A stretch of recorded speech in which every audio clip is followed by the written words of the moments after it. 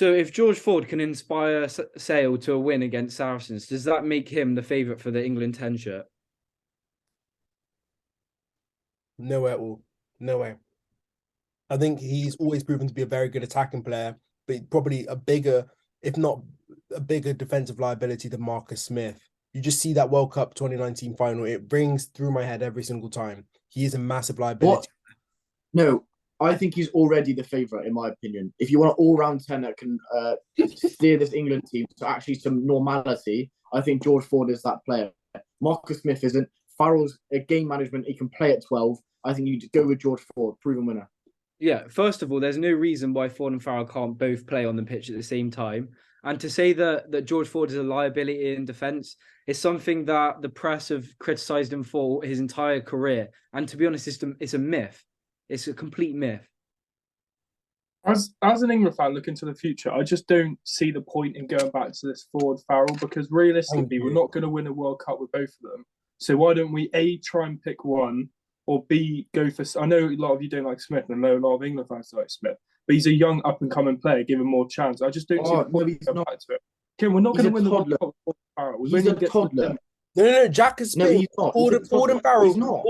Farrell's not a 12. And like this continued belief that Farrell can play 12 is outdated. It doesn't work. Yeah. Rugby. It doesn't work. But Jack backing Marcus Smith is just deluded. I'm not backing Marcus Smith. I'm backing Smith over Ford. I'm backing his because what's the point in wait, Jack, hold on. Jack, you say first and then Tally go.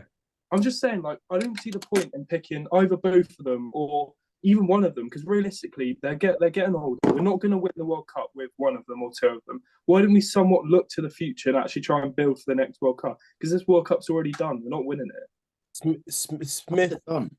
What do you mean, how is it done? Kieran, do you really think England Jack, we've got a high chance considering the lopsided goals. No, we don't. Jack, you're just stupid.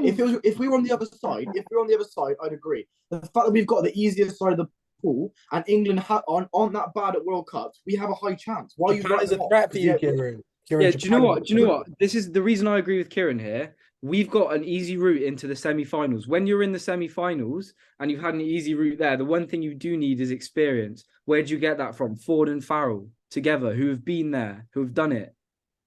Like Rohan said, we've got an easy route to semi-final, not having to play too many hard teams. The other side of the pool are having to play hard teams every single game, and we're having an easy run. All we've got to do is beat two teams, and then we won the World Cup. It's not exactly impossible. But I see England. I see England. You're right. No, I am right. You're writing them off. I am. You're not right. You're writing them off. You're right. Jack, listen to me. Listen. Argentina, Australia, both better teams than England. Both of them are better. And I don't. You're writing England off before they even landed in Paris. It's just stupid. No, it's not. They lost to bloody Scotland. Like, what do you mean? It's realistic, Kieran. What I've watched. And you lost to Italy. Paddy, South Africa lost to Italy. I know you support Zimbabwe, but you lost to Italy in 2017. Like, come on. Let's have some decency here. Let's have sorry, this video's ran on a bit too long, but the only thing I want to say is like any belief that England will easily make it out their pool without a scratch is a lie. You guys will struggle against Japan, and you'll be lucky to make it past the quarters. But the problem I have with you saying that is first of all, you're saying Ford and Farrell isn't a good combination. No. They're proven to be good in knockout situations. For example, look at just this season. Who were the two fly halves remaining in the Prem? It's Ford and Farrell.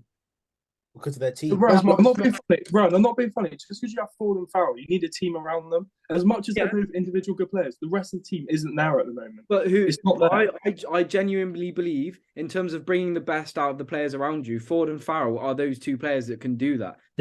But we're not going. Why are we going back to 2-10s again? It didn't work in 2019 because we got battered in the final. We got into the final and then we got dominated, and it wasn't because we had 2-10s that we got dominated.